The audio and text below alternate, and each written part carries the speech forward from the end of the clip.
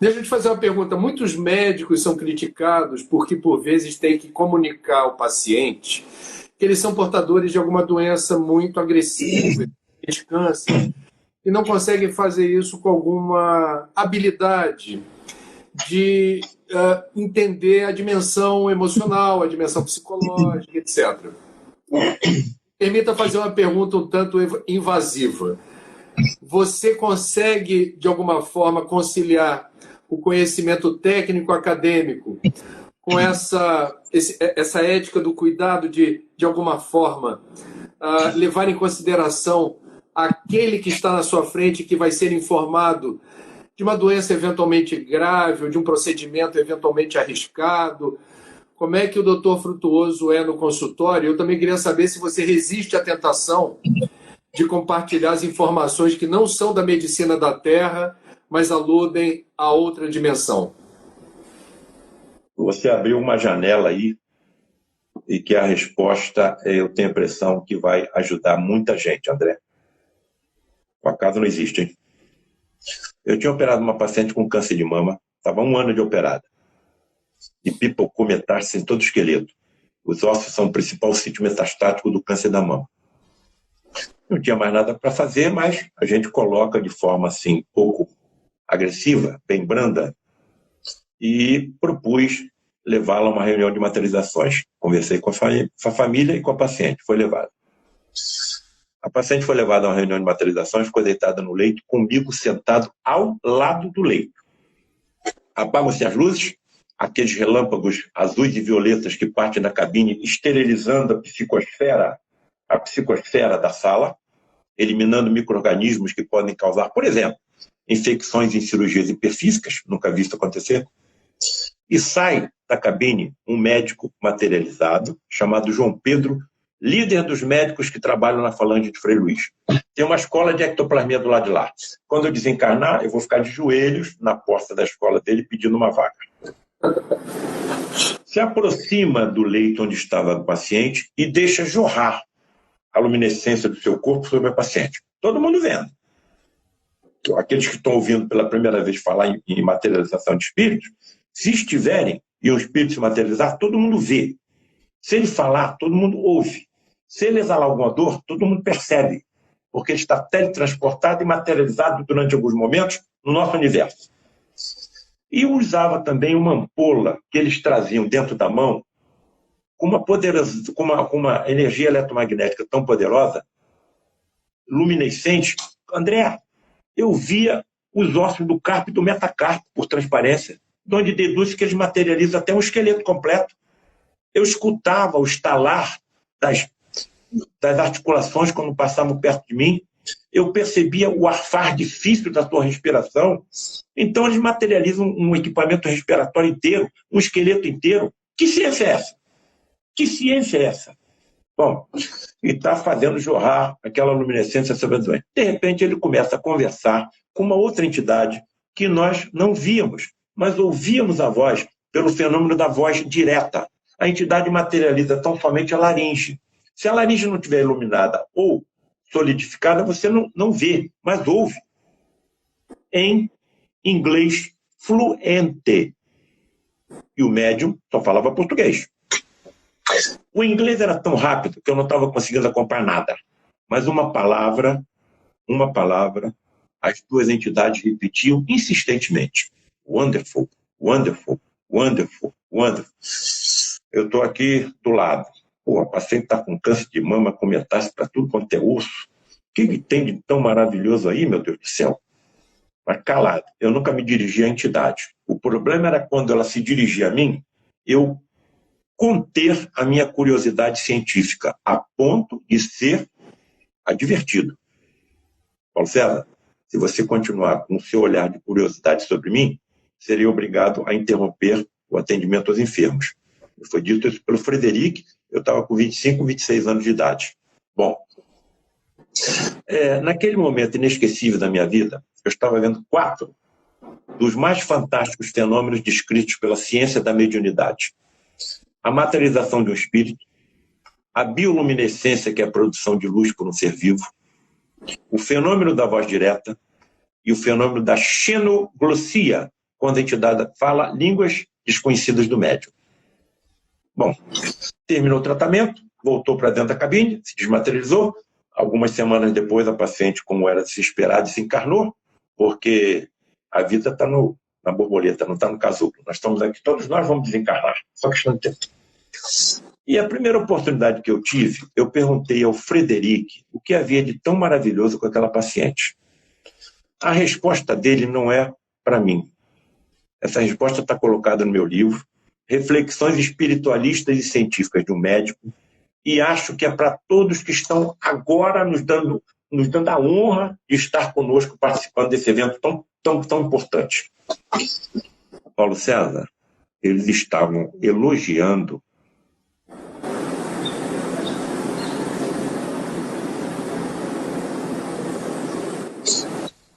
a forma como ela estava aceitando a prova da sua doença. Ela não estava blasfemando contra Deus. Ela não estava acusando os médicos. Tudo que a medicina de vocês está oferecendo, ela está aceitando com serenidade e resignação.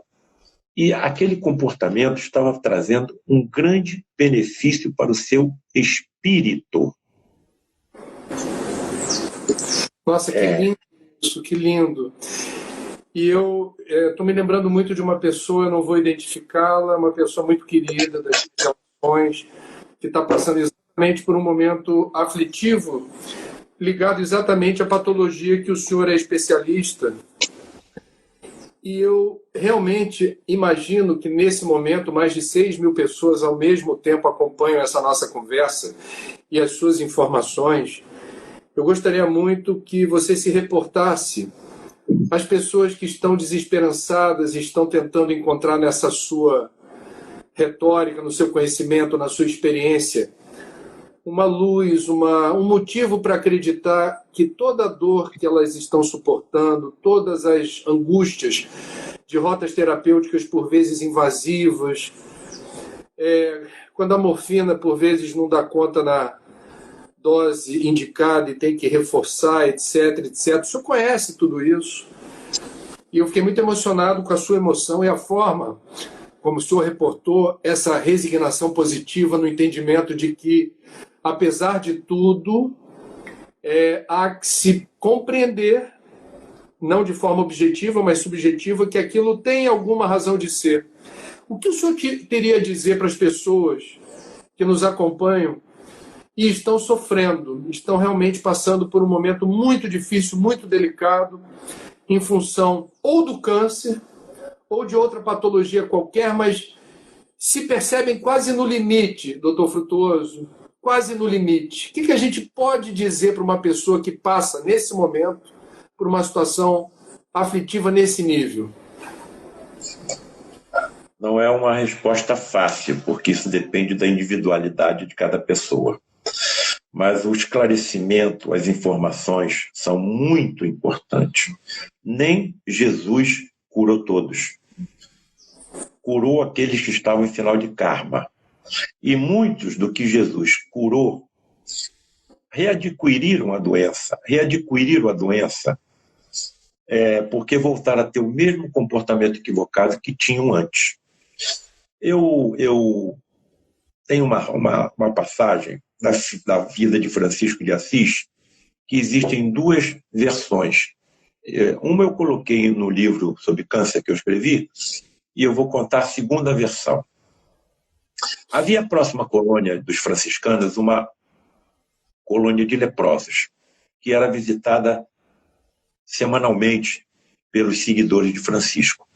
E havia nessa colônia um leproso extremamente violento, extremamente assim indignado com a sorte da sua saúde e que não aceitava nenhum argumento consolador, nem aproximação dos próprios franciscanos, partindo inclusive para vias de fato.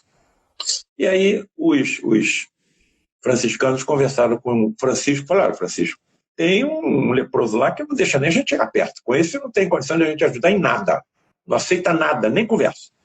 Aí o Francisco: amanhã eu vou com vocês até lá. Aí foi. Chegou perto do leproso, foi recebido com a mesma violência que os seus seguidores. Não venha falar comigo, não acredite em nada. Você, se estivesse na situação que eu estou passando, você não estaria com toda essa tua bondade. Não quero conversa. Aí o Francisco falou assim, meu irmão, você permite que eu passe a noite toda orando por você? Faça o que quiser, para mim não tem nenhuma importância isso. E o Francisco passou a noite toda orando.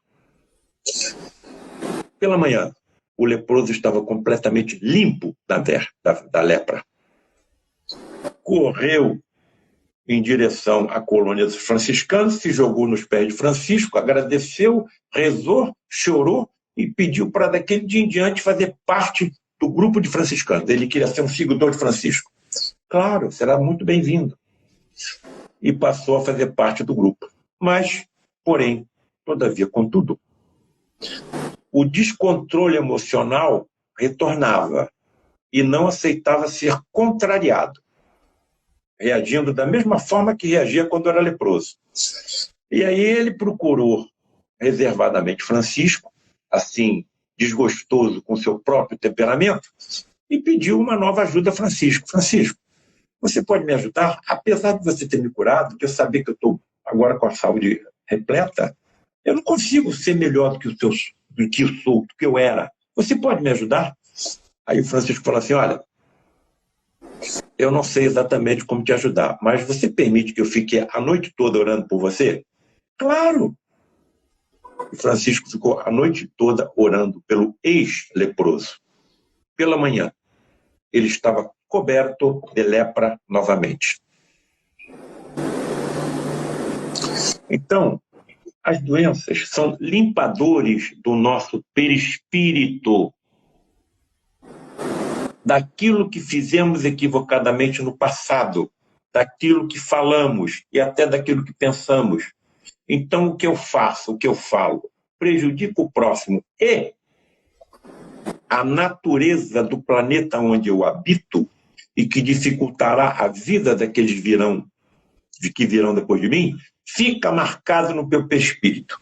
E essas deformações podem ser tão profundas que em encarnações futuras eu posso não ter condição de reencarnar num corpo humano igual que eu tenho hoje. Porque o perispírito não vai se encaixar exatamente em uma morfogenética humana. Então, esses espíritos vão ter, para que tenha algum alívio, reencarnar em planetas que, em relação à Terra, estão na Idade da Pedra. Então, Paulo César, pergunta feita por um professor de medicina. O espírito é imortal? Sim, professor. O corpo humano é passageiro, como nós todos sabemos. Sim, professor. E você está me dizendo que tumores, por exemplo, malignos, que acometem até crianças antes de nascer, sarcomas infantis, os colegas médicos sabem o que eu estou dizendo, são limpadores do espírito e corretores do perispírito? Sim, professor. Então, Paulo César, por que é que você opera os teus pacientes? Por que você não deixa o câncer continuar limpando o perispírito, corrigindo o perispírito? Eu acho que você devia parar de operar. Professor, eu não sei até onde deve ir o sofrimento de alguém. Então, como não sei, eu faço tudo o que eu posso para curar, aliviar e consolar. Porque Deus age nas criaturas através das criaturas. Aqueles que estão me ouvindo, estão passando por algum momento de dificuldade da saúde, atentem no que eu vou dizer agora. Estão sendo observados por várias pessoas, familiares, conhecidos, amigos, e se encontrarem força dentro de vocês, pela oração, pela resignação, pela conformação, pela serenidade, e resistirem a esse sofrimento físico temporário, quando chegar o momento desses que estão te observando e passar por fenômenos similares ou até piores, vão se lembrar da forma como você os enfrentou. Então, se há alguma sugestão que eu possa dar, acho que é essa. Apesar de nós estarmos ainda no segundo grau da evolução universal da humanidade, nós temos muitos recursos que ajudam o indivíduo a superar o seu sofrimento.